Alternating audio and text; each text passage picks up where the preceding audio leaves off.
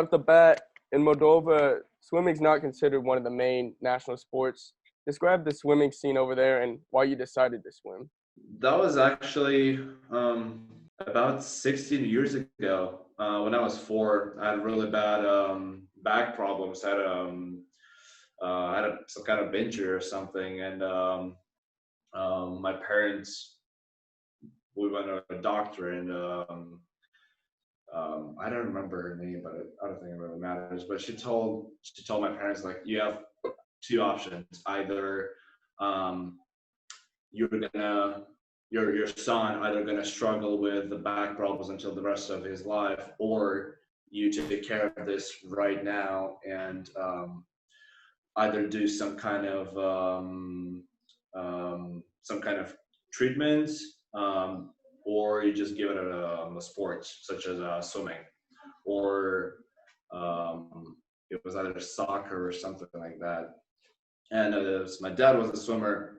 He decided to give me the swimming, kind of like continue his legacy, and that's where it started from. My first years weren't that good. I was just swimming around and just, I was a kid, so I wasn't really taking it seriously. I don't really even remember this. My parents have been telling me stories how I just like showing up at swim practices and just, just a kid. But then started getting better and better. I don't know. It's kind of like skyrocketed since when I was 7 or 8 or something. Well, how were you able to push yourself to the national level at a young age in Moldova? That wasn't actually me. That was my dad, who was more into this than me. So I wouldn't say he was forcing me, but he was the one who would drive me to all the practices, and he was making me like wake up at 6 a.m. and then go to practice. Like, he was more dedicated than I was, because I had no clue where swimming could take me to, how far it could take me. So honestly, it was just all my dad. Honestly, if not his commitment and his beliefs, um, that I could make something, that I could probably do something good, great in swimming, then I would quit a while ago. Well, you've been dominant in the swim game since 2016, placing top 10 in a couple events in the European Junior Swimming Championships. What led to that success? I mean, there's many factors. Um, I don't know. After we'll go back a bit to when I was 12. Um, well, originally there's no 50-meter spools in Moldova at all, so only 25. But all the major swimming competitions, they're all like a long course, which means the Olympic size pool, 50 meters. So for me to train, I had to travel a lot. So since I was 12, I was gone for probably 3 months somewhere in Europe for a training camp. Mostly it was either Belarus or Ukraine or um, Italy. 2 years before Olympics, I was straight there. So yeah, I would be gone for 3 months without my parents, just my coach and me, and then I would come back home, see my parents for a couple of days, and then leave again. So I was taking that as my job. Honestly, at that age, I already realized how great I can become. I'm always way too hard on myself, and I still don't believe I actually got to that by my full potential. But growing up alone, away from my parents, that taught me a lot. So that taught me the seriousness of the thing that I do. So that made me 100% fully committed to swimming. And the success that you're talking about is just it's all those small little details from like going to bed on time and waking up and then having 100% recovery and not going out and a good nutrition and the right practices, like all those small little details, it's all just like leads to that success. So I would not be able to highlight just one single thing. It just everything, just my routine and discipline that led to that success. With over 7 billion people on Earth, the chance of being an Olympian is over 1 in 500,000. How were you able to jump up the ranks and make it to the 2016 Olympics? That was actually my second Olympics. I went to the youth Olympics. That's pretty much the same thing, but it's 18 and younger. So I made the finals. So technically, could probably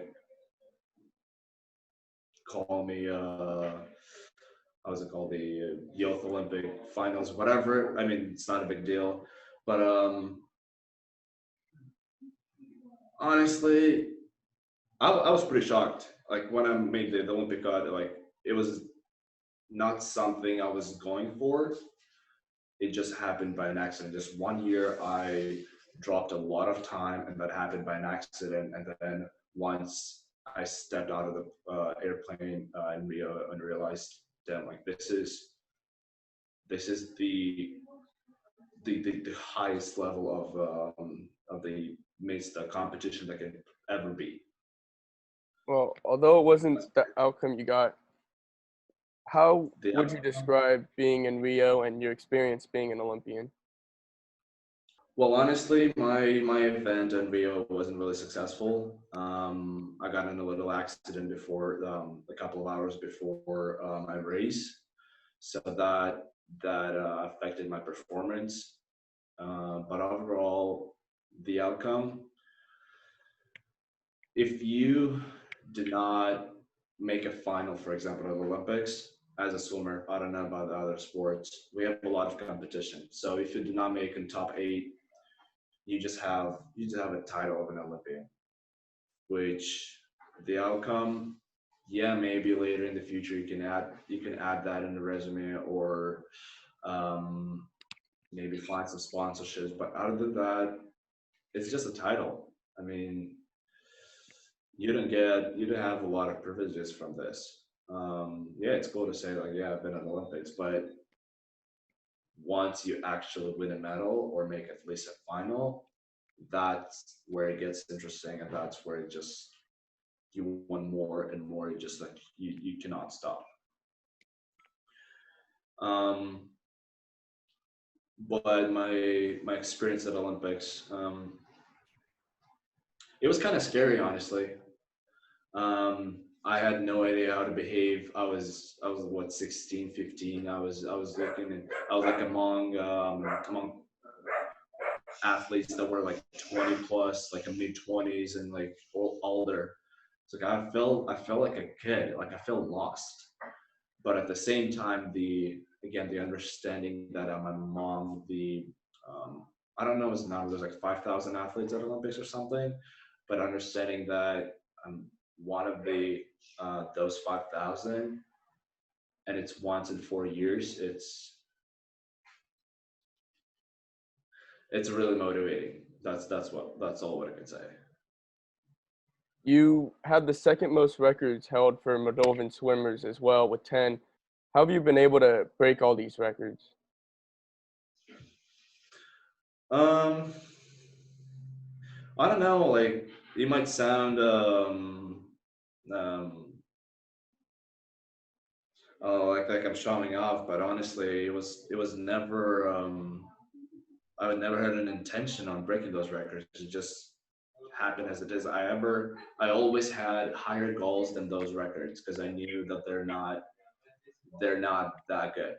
Yeah, in some events, such as 53, I still didn't break that record. Like that's not my event, and I'm not just fast enough for that event.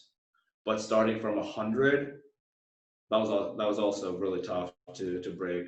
Probably the hardest one. So starting from 100, 200, 400, 800, and then 1500. I have all those records, including the butterfly, 100 and 200, 200 AM, and that's pretty much it. But shorter events, I don't think I can break them yet. Maybe later in the future, but it was actually never had a motivation or a goal to break those records. In 2017, you and your family made a huge move from Moldova to the US. What made you decide to come over to the United States? It was actually in 2016, right after the Olympics. That was September. So we came back. I came back from Rio in August, and we moved in September. But living in Moldova is it's tough. Like I don't want to go way too far into this, but people do not live there; they survive. Like it's all about life and death situation every single day. So, like for example, let's go. The average, not even the minimum wage, it's $200 a month. And imagine the groceries are about the same price as here in the US. Plus, you have to pay for rent if you do rent, or the gas, water, and all the utilities. So just imagine surviving a month with $200 and you have to buy food for your family and pay for all the utilities. Like living here. That's pretty much the same thing. So that's just impossible.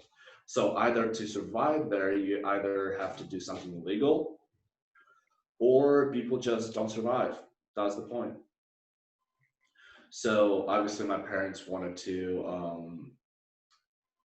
find a better life for me.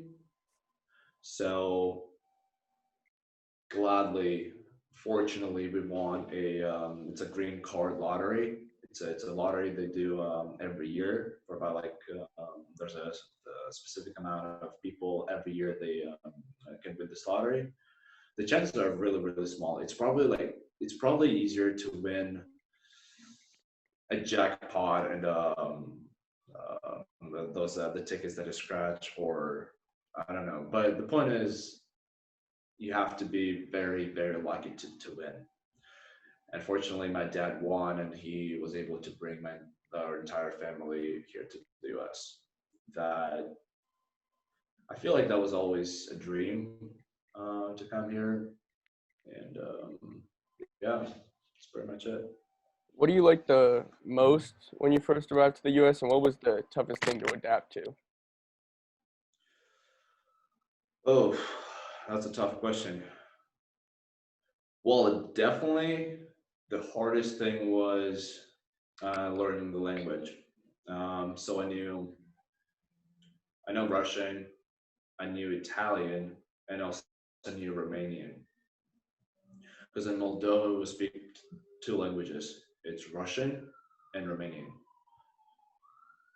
So in order to live there, I had to know both of those languages. So like I could feel like more comfortable because there are some people that really like to discriminate Russians for some reason. It's a political issue, but yeah. So coming into the U.S. with already three languages, and I had to learn another one. That was tough. With every single language has a different rules and the sentence structure and the pronunciation and everything. And now I'm adding the fourth one. It was really confusing. I was lost at first, and then it took me about a year to just understand Americans, like how they say the slang, and sometimes like they do not even say the entire word, and so that was probably the hardest thing, just actually like everything that's with language. What I like the most, I don't think I can really highlight one or two things, but just in general, because I have a lot to compare with, like Italy or Moldova or like Russia or some other countries in Europe I've lived. in all those countries for a little while. But here, everything, the system, it can be any kind of system here is made for people, made to help them. Like for example, like the stimulus check that some like millions of people got from the government, or the here the unemployment department that it stands for EDD, or I don't remember what it stands for, but it helps with people that lost jobs. They help them financially. Every week they send some amount of money. So you will not see that anywhere in Russia or Moldova, or not sure about Italy, but that kind of help you won't see in that many countries. So that's what I'm saying by saying everything's made, the system's made for people. Now, going into high school, you finished your campaign at high school at Northgate, and in your 2 years, you won state titles, broke records, put Northgate all the way up to eighth in the state. How did it feel to just be a part of the Northgate community as well as lead a talented roster? Well, again, honestly, the high school swimming and college swimming, it was all new for me. Like I've never swum in yards before, and I feel like that just I was so interested in this to try something new that kept me going. So for high school, like my junior year, like I didn't even know any records. I didn't even know what a high school swimming is. I was just with the coach. Coach was telling me, "You got to swim this and this and this," and that's it. And that's what I was doing. I was just swimming, and I had no idea what I'm swimming for, how far it's gonna take me. Like I didn't know about NCS. I didn't know about states. I'm talking about like dual meets, but I had no idea what a dual meet is. So junior year was more like learning what the high school is, what the high school season is, and then my senior year I was actually going for um, the national high school record in 200 free. That almost broke my junior year, but for some reason I was unable to break it. But honestly, high school swimming is really fun. And the relays is just, again, I don't want to sound cocky or anything, but it was really fun in the relays. Like when I lead off and like I'm make a good body head, and then seeing um, how the rest of my teammates in the relay they just fight for that first place or second place or third, like whatever we got. It was just I had a lot of fun. Like probably out of all the swimmings that I've done, with all my experience, high school was the most fun. Like you just probably maybe like I was not taking it like that seriously, but I enjoyed it.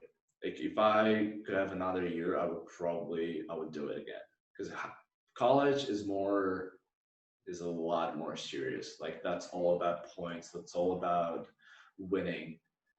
High school is just fun. Well, being an Olympian now and you were a top prospect in the swimming scene at the time, did you ever feel like teams were worried about you or you had a target on your back?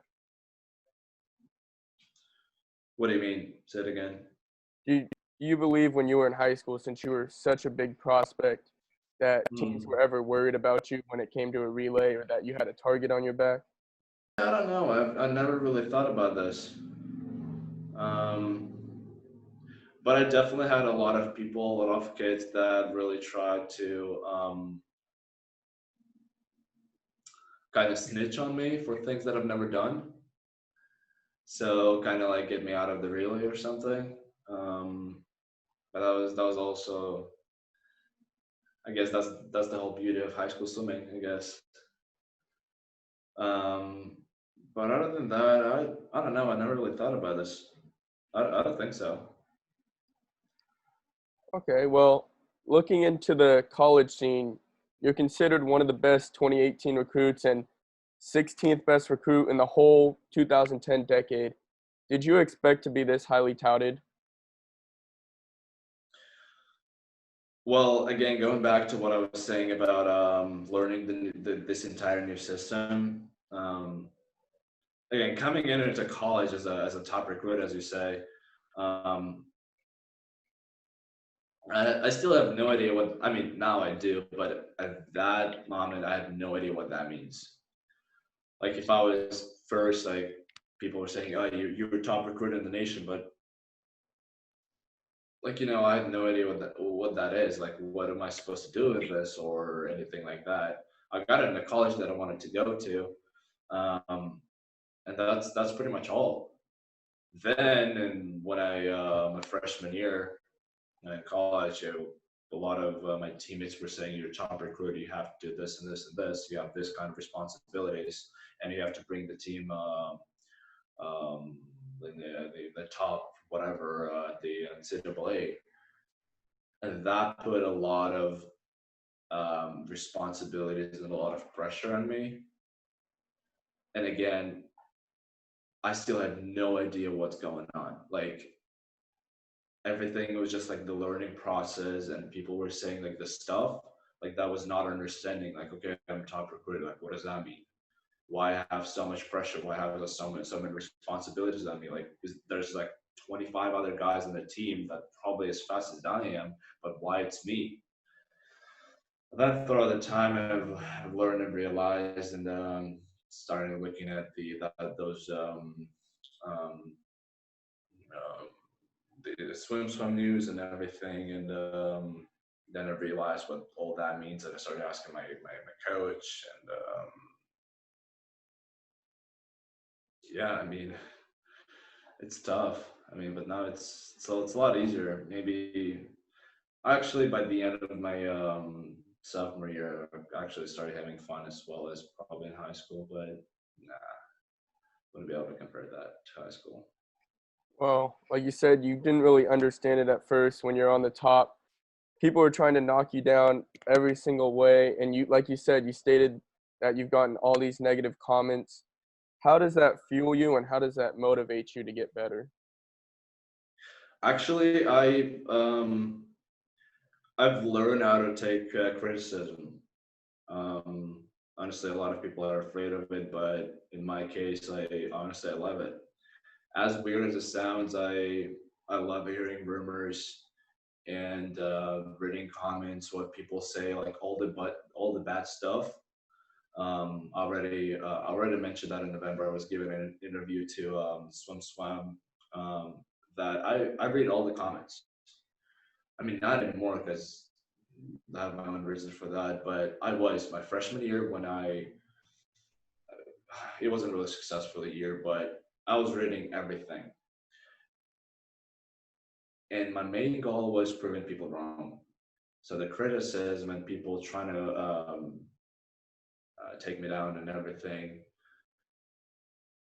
that was motivating me a lot. That was every time I was showing out of a practice, my coach knew how to motivate me.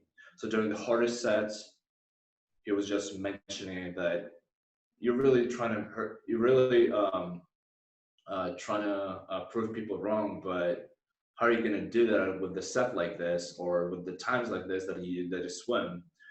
So my coach knew what my biggest motivator was. So I've learned how to take criticism again. It's just, I love it. So I just do everything just to prove people wrong. Well, most kids at our age don't really have a nation or a whole country watching them win or fail and putting the pressure on them. So, for you, how are you able to persevere through some of this pressure and take the criticism? That was really tough. That's pretty much the thing that I was struggling with my freshman year with all those expectations. And, it's different when you Um, let's be straight up, Moldova is not that big, and I'm probably one of not that many athletes that actually swim at it, like international meets, like world champs or Europeans or Olympics. So yeah, I do swim for the country, but swimming is not that popular in Moldova. It's mostly wrestling or um, track and field or something like that. So swimming, not that many people actually follow swimming. So I was pretty much my entire life I was swimming for myself. So I was just an individual that had a country to swim for. That's pretty much it. That's how I would describe it. High school, it was different. I was just having fun. College, when now I represent a big university. I represent my coach, I represent my entire team, and it's all about points.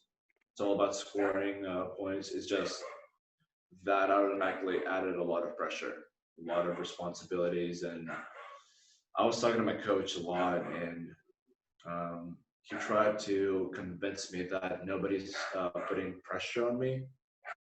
It's all just in my head that I'm just being too hard on myself, and um, that negatively impacted on my season. Every single dual meet was just a fail and a fail and another fail, and I just got into that probably mental and physical and spiritual hole that I could not get out of it.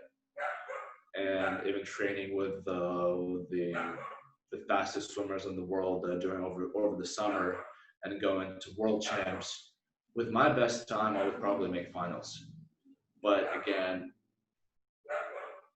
just mentally, I was not there. I wasn't myself. And um, once I got out of my last event, it was another fail. I just promised myself that I'll make changes and I'll have to sacrifice everything just to get back on the podium.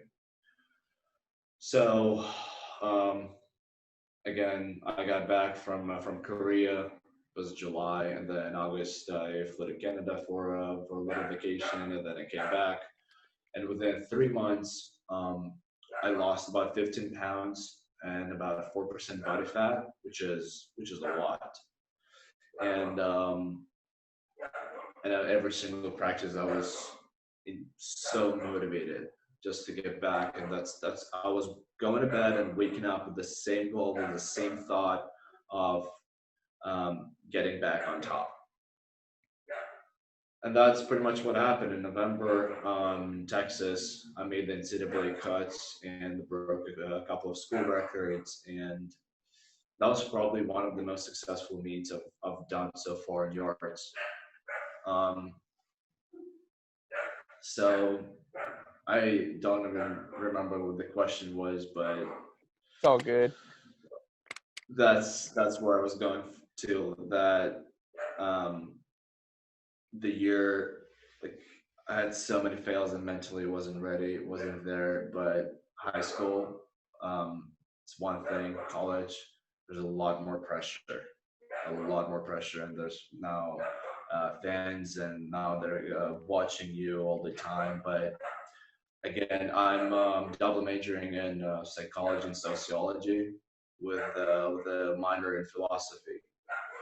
So my freshman year, with everything that I was struggling mentally, that's what made me go into this major and learn this field about mental health, and pretty much it's more into medicine, but I just learned it. I just learned how to take a criticism and how to reduce the pressure. So now I got into swim mates, and it's like a switch. Like I can turn it on or turn it off. The pressure or that adrenaline rush and everything. So when I need it, I turn it on, like right behind my blocks. And that kind of skill that that's really really beneficial for all the athletes, all the sports, and it's really hard to learn, but it's worth it. So that's how I deal with the pressure. Well, sophomore season, you did do a lot better, like you said, made NCAA's. However, the season was cut short and it's now put on hold for a while. How did you react when your season ended abruptly? Um, I was ready for it. I was still training. One morning, I go to practice and I have a great practice. I'm ready for it. It was about 2 weeks before NCAA's, before I had to leave. Um, and then I'm having breakfast right after. We have a dining hall for just for the athletes. So me and my friend who also made an NCAA's were just sitting and talking about this coronavirus and what are the odds of NCAA's being canceled, because um, the day before that, NBA was canceled, NHL was canceled, and we knew somewhere deep inside that NCAA is not that far from it too. So we were ready for this. It was March 12th, as I remember it as like it was yesterday, but we were ready for this, but it still hurt like hell. 8 months or even more than that, I was training for just for NCAA's, and I even sacrificed my conference meet. I did not taper, did not shave for it. It was just like another dual meet for me. Even though it was a really great dual meet, I had really good times, considering the fact that I wasn't tapered and shaved. But again, I had to sacrifice that conference for NCAA, but I got canceled. So that hurt. That hurt, but at the same time, I mean, health is a priority. If that was supposed to happen, I mean, that needed to happen, then sure, like I have nothing against that. Again, as I said, it's just for the safety of everyone, of fans and athletes. So I totally support whatever decision NCAA made. Well, with the Olympics postponed also, how are you preparing yourself for the trials and hopefully the Olympics since it's pushed off? Um, well, honestly, there was a there was a period of 2 weeks when after NCAA's got canceled, um, that the International Olympic Committee was saying that there's no way Olympics will get canceled, and it was actually not 2 weeks; it was about a month or something. So it was about a third or fourth week into the lockdown, and the pools were all closed, and I was just without training, and the IOC was still saying that Olympics will happen. So that was giving me a lot of anxiety. That um, there are some countries that are still open and they're still training for the Olympics, and me including thousands, tens of thousands of athletes that are stuck in the U.S. in a lockdown and they cannot train, and also having Olympics in in a few months or whatever, what is it, like half a year. There will be no way to come back in shape for the Olympics, and that was giving me a lot of anxiety. But gladly they postponed it. Like I was really happy seeing finally an official announcement that it got postponed. Now, now I'm training. I have no idea what I'm training for, but I'm just staying in shape and doing as much as I can and as I actually want. Because at this point, I'm free and my season is over, and I don't even know what I'm training for. But there are rumors that the Olympics next year might fully get canceled until the 2024. So I don't know. I don't know about this. That would probably be really bad. That would be really painful to not just me, but everyone, all the Olympians that were working, working for it. Some people that came back just for this Olympics, or some of the people that been waiting for this Olympics and then quit due to many different reasons. I have a teammate that been waiting for this 2020 Olympics and then quit because he can't even work. He fully committed for swimming, so he has like his own financial reasons. So that would probably hurt even more for them. But I like to say that it's just a beginning. It just gives me more time to prepare for next Olympics.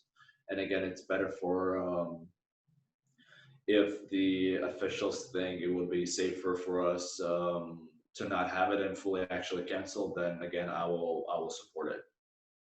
I mean, as Well, easy as it is. final question for you, Alexei. Do you have any final message or positive output out there for your family, your friends, teammates, anyone out there? Yeah, absolutely. I'll just keep it short and sweet. Um, it got to the point when I'm not swimming for myself anymore, and I'm swimming for the people that actually believe in me, like my family, like my closest friends, my teammates, my fans, if there are any. But I just now swim for them, and I'll be swimming until the last person will stop believing into me. And I'm really grateful for just giving me motivation to all the haters. I love it. And that's pretty much it. Just want to say big thank you for the people that supported me, and also thank you for the haters that give me criticism and motivate me every day. Oh, I got to thank you for your time, Alexei. I'm glad I had an opportunity to sit down with you.